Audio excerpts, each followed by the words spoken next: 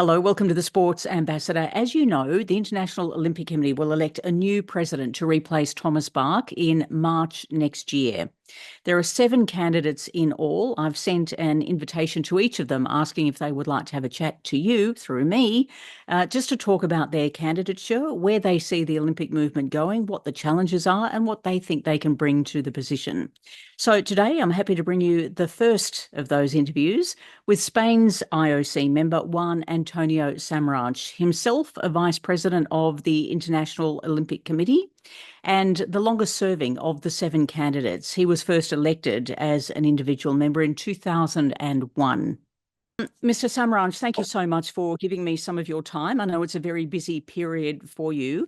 Maybe I can start with just getting some background information about why you have dedicated so much of your life to this Olympic movement. Well, listen, it's I lived that in my house, in my home, with my family from a very early age, and I remember when I was very, very young, asking in my family if I could accompany my father, for example, to see sporting events, and that one thing led to another, and then maybe I was still around 16, 17 years old when I joined the Spanish Modern Pentathlon Federation, sport that I had never practiced, but it was the only place where I could learn the ropes and I could at least get involved with something and help, because no one was really very much interested in modern pentathlon at that time, less of all in Spain. So it started there, and then you know how life is. I've done my business career, and at the same time I've always been involved in sports and in organization of sports, and as I said, I was lucky enough and privileged enough to be a co-opted member of the IOC in 2001, and now 23 years later, with a lot of experience both on Olympic and sports matters, but also a lot of experience in business and a lot of experience in finance and a lot of experience in life, and in a moment where my family or my kids are grown up, they are independent, they have their own lives. I think it's the right opportunity and the right time for me to give back a lot of what I've received. So that's the main reasoning or the main drive behind my candidacy. You mentioned your father there, and I actually got to interview your father a number of times when he was president. I know that you've said in other interviews it's kind of like it's a bit of an either-or situation, isn't it? Sometimes it doesn't help to have the Samaranch name because people will judge you against what your father did. But in other circumstances, it also gives you I guess that experience, the knowledge, as you say, you grew up in a family that has always been very familiar with the movement and the challenges that it's faced. Well, listen, it has certainly it's a sword with two sides. First of all, that I was born in a family that was very much related to sports. It means that it's very likely that the kids are going to be involved one way or another in the world of sports. Like the children of movie actors, they tend to be actors themselves. The children from doctors, they tend to be doctors. So this is not anything particular to me or to sports. Now, whether this is good or bad, I think it has to be, it needs to be irrelevant. It has been irrelevant so far in my Olympic career. I never tried, and I never got any advantage by being the son of. But I always hoped that I would not get any disadvantages, and I plan that to keep it exactly that way for the coming 6 months. And let me tell you, as an example, I was a candidate to the executive board in 2007. My father was honorary president of the IOC, and I got crushed, not beaten, crushed by Gerhard Heiber in that election. And you know what? Rightly so. 5 years later, I ran again. My father was not with us. It was 2012 in London. My father had left us a few years before. And I ran again and against a very competitive field of 6 other IOC, very prominent members. And I got elected number 1 with the highest number of votes. So I've tried. And my candidacy is not about a name. It's not about a legacy. The legacy is not relevant for what comes next. What happened between 40 and 25 years ago is certainly not relevant nowadays, and it will be even less relevant in the accelerating world that we are living. Well, that's a really interesting word you use about relevancy. And I know it's something that the Olympic movement has been working very hard on, remaining relevant. How difficult is that when you're juggling the sort of the history and, all of the background of the Olympic movement and the people that want to hold on to tradition with modernity and the shifts in the world and the changing marketplace and the changing of sport to be more than sport for health. It's also about entertainment. You have to juggle all of that. And you've been through that at the Modern Pentathlon Union as a vice president. And, making the horse riding component give way to obstacle racing, which wasn't popular amongst some of the athletes and others. So you've been through this. How difficult is that for the Olympic movement? Is that one of its biggest challenges right now? It's certainly one of the challenges, but it doesn't matter how difficult it might be. It's a must. Or we do it, or we will not continue to be relevant for the future generations, and we will eventually languish and disappear. So it's a must. This has been tackled at the Olympic level in a number of ways. First, we have been really very strong in the coming editions of the Olympic Games, working with urban sports and sports that we believe, in our studies and our analysis, tells us that are more relevant to the youth. But we are not certainly going to compromise the tradition and the traditional sports. Olympics have to be for everyone. It's not good to say, we have to go where the youth are. We have to also take care of the other generations that have been supporting and have been enlightened by the values of Olympism. So the Olympic program is one of the key things that we need.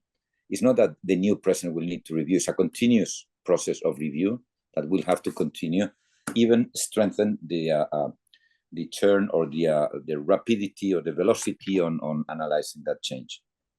The second proof that we are really daring in that respect was the announcement a few months ago that we will start next year with e-Olympic Games. Yeah, right. E-Olympic Games, and that will start probably next year. We are working right now on the details on how it will be, what sports, what e-games or e-sports will be there, how they will qualify, who is going to make the selection of the teams. And I know this is a big risk. I know many people are raising their eyebrows and saying, what the heck? Sport is about, and Olympism is about getting the couch potatoes off the couch, and now you're going to give them even the Olympic rings to do what they do. Because, we have to do that.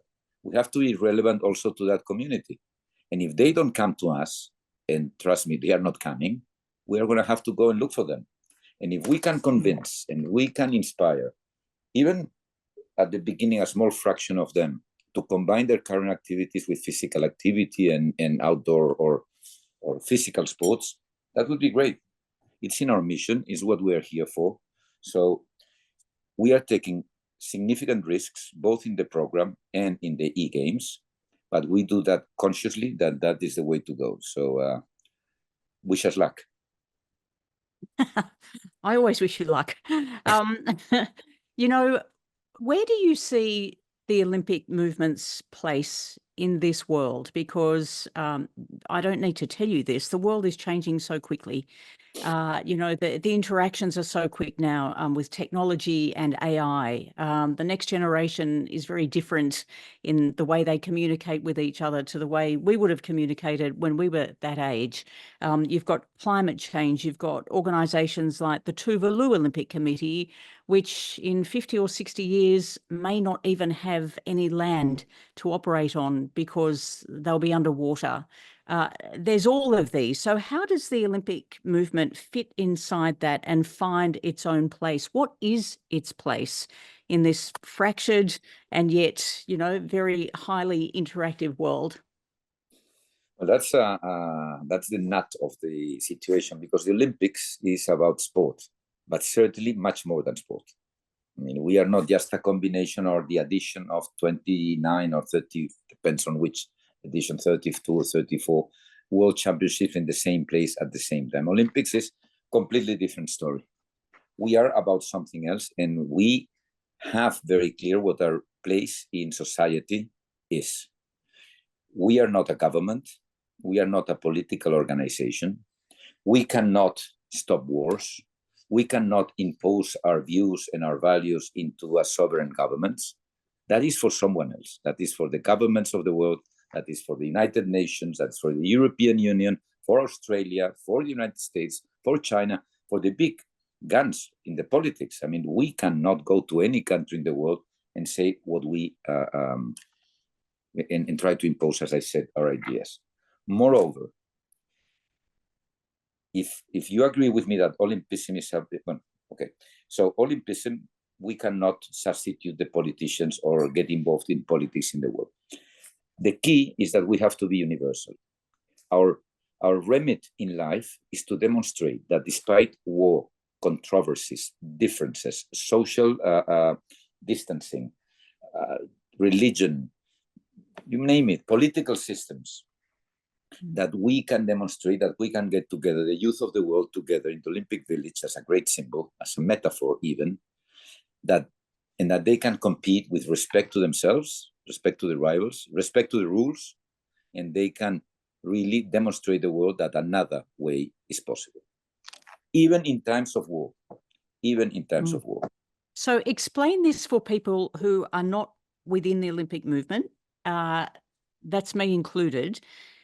How do you explain the situation where you are not political, you're politically neutral? However, most Olympic teams, you know, to some degree, are financed and operated and, you know, improved by governments around the world who want to have their say about what their team represents and what they do. So how do you maintain that resistance? Because obviously the Olympic movement comes under pressure politically, and we see it in the media, we read about it, you know, when there's challenges with Russia and whether Russia should be there, or before Paris there was talk about Israel and Gaza. You know, these things happen with regularity. How do you resist that as a movement? Well, there are a number of questions within the question. No? There are a number of issues within there. Let me try to, let's see if I can organize it. First of all, still building on what we were talking before about the universality and the not taking sides that I was mentioning. It has to be that way. I live mostly in Spain, certainly in Europe. I'm part of the Western civilization, to put it that way. And I have my personal views on values that mostly coincide with what I've been raised with. And we have, for example, on Russia that you just mentioned, most of the people I know, we have the same, almost the same ideas of who is who and who is guilty and who is not. But you know what? More than 2/3 of the world population think differently than we Westerners think. So if the organization accepts that the views of the persons running the organization prevail and we take sides, and it's not Russia and it's not only Gaza, it is the top 45 world conflicts that are raging today, most of them even more cruel and deadly than the ones that are today every day on the front page of the papers. If we take sides who is right and who is wrong, despite what we might think, the day we take sides, we will have no Olympic Games left.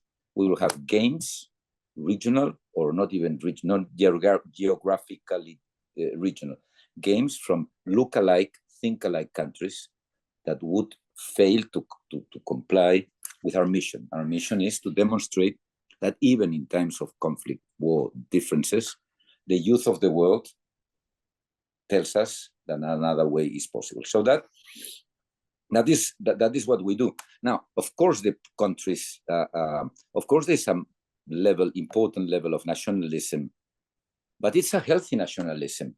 It's a healthy patriotism to see your sports people win and strive and fight and lose and cry.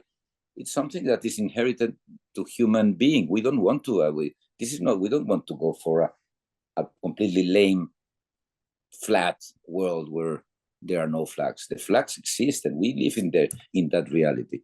And the way we defend ourselves from excesses in that respect is through the tools that we have. We have a very important tool. The Olympic Games, countries are not invited to participate. We invite national Olympic committees. And you better be sure that we have a lot of control in whatever is human rights, whatever is practice, whatever sustainability, whatever is gender equality, whatever is protection for the health and mental health of the... That is our remit. And there we are kings. And we do exercise our power. But so we get all these pressures, say, why don't you go and criticize this country or this other? How could you even talk to that country? Say, my God, go to United Nations, tell them not to talk to them. Difficult enough is for us to make sure that even the youngsters of that country can come and compete and demonstrate that we are all, that things that unite us are more than separate us. So if I could ask you to identify one thing that you think the public or the media at large misunderstands about the Olympic movement, what would it be? And I know that neither the media nor the public vote in who gets to be the next president, but I think it is important because, you know, quite often it seems like there's a gulf sometimes between the reports we read and the messages that come out of the IOC, and I wonder sometimes why there is that gulf. Well, Tracy, it's, I've been asked in the last 2 weeks all sorts of questions. That one I have not heard before. So, oh, good. So, good. No, good for you. I mean, I would say that with the press, the most important thing that we are, I don't know, and it's not certainly not, it's not guilt or is press is not responsible. Probably it's our communication, but the press, and maybe in certain societies, they expect from us that we take responsibilities on areas of the society and life and politics where we have no possibility to act. They expect to us, say, how are you gonna go and have games in whatever country? They don't have human rights. So what can I do?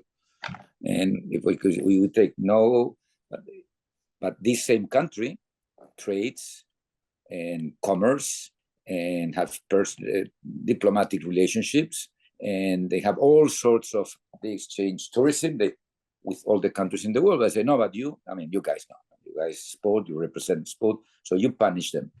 So I don't know if we are able, we are successful enough in explaining to the world that using sport to promote the program of people or organizations, of NGOs, of countries themselves.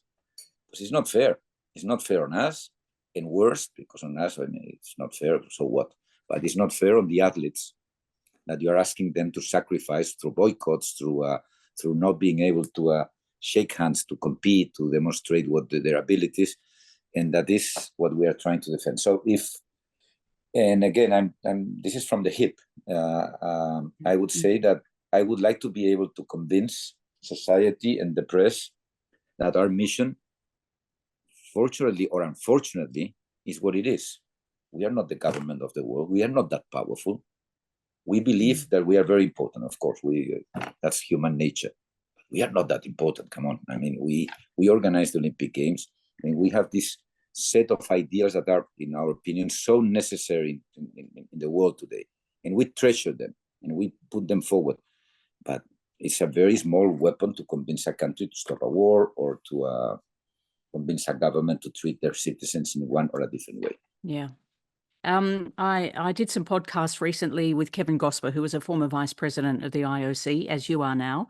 And at one point he was talking about the great survival of the Olympic movement.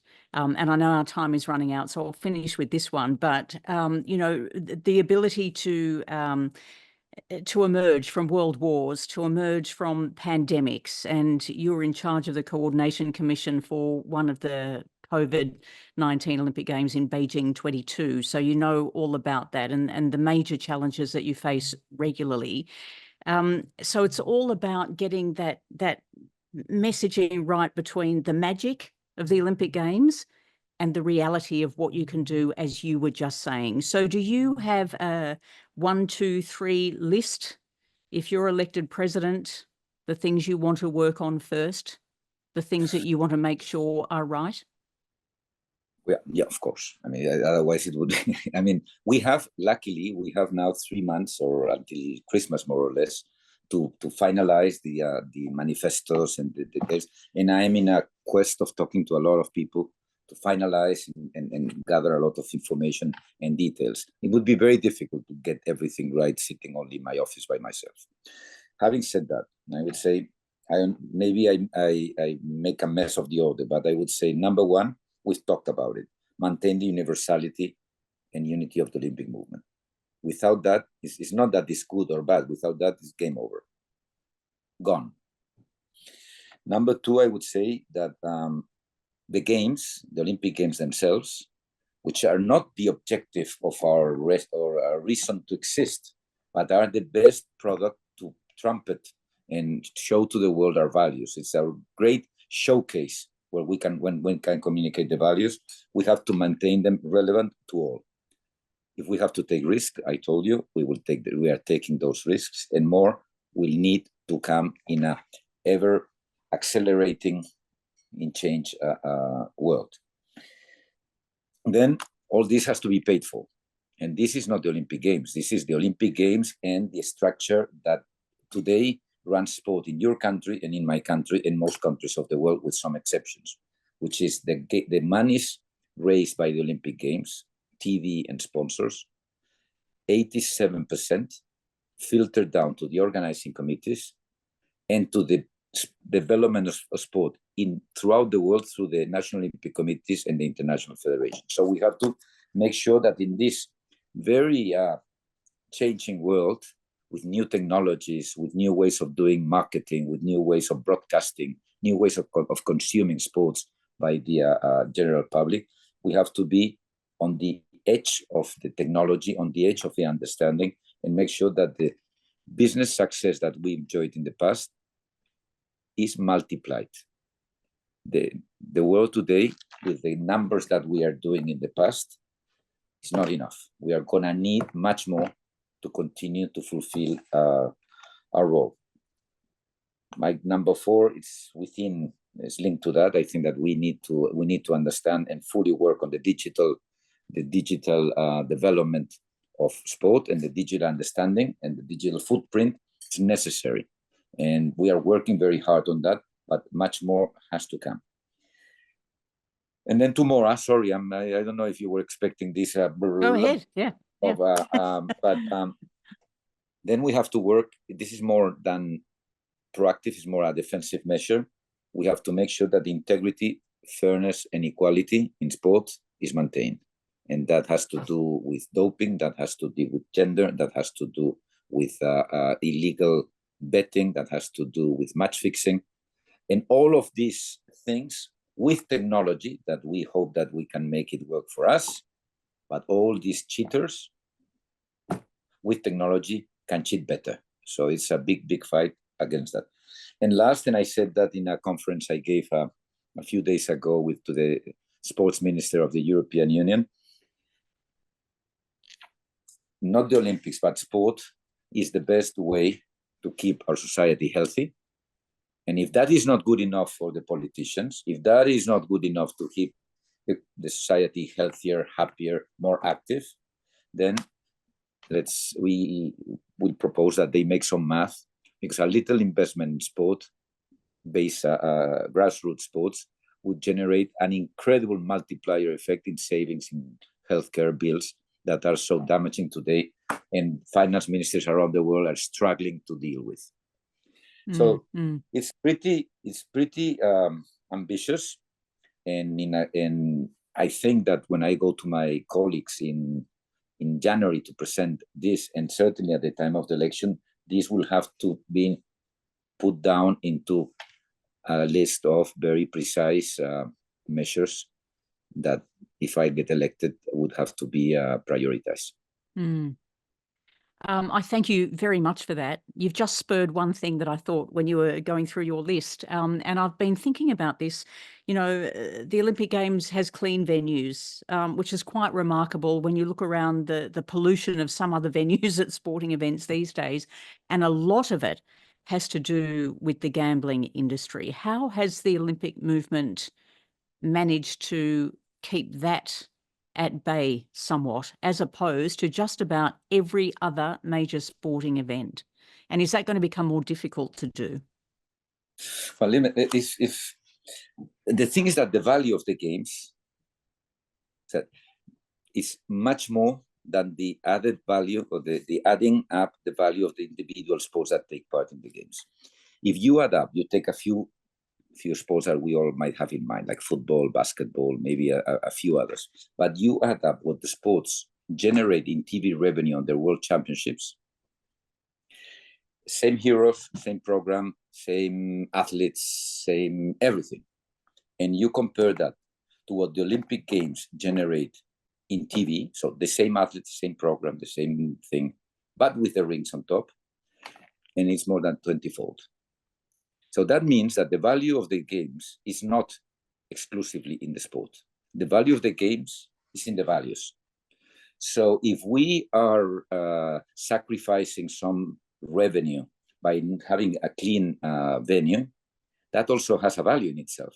Not only the ethical or the values value, but it has also economic value. How much more interested large corporations can be in being a top sponsor if there is a clean venue, rather than it has to compete with all sorts of advertising on the field of play.